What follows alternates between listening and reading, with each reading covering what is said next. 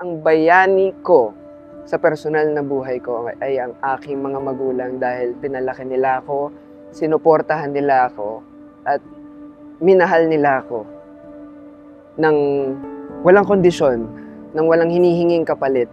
And siguro parang maano ko na rin yun, maihahalin tulad ko sa pagmamahal mo sa isang bansa.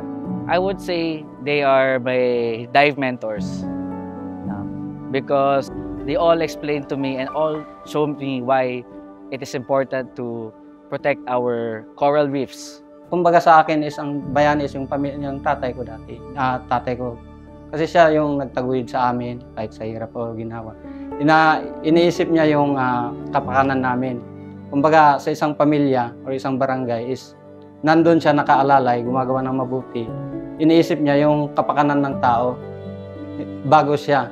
Ang pinaka-purpose ko po kaya ako pumasok as sundalo is to provide mental health care para doon naman sa mga defenders of our sovereignty. Ang sabi sa akin ng isa kong kliyente, "Ma'am, hanggat hindi pa ubos ang kandila, hindi pa tapos ang serbisyo sa bayan." And that inspires me a lot.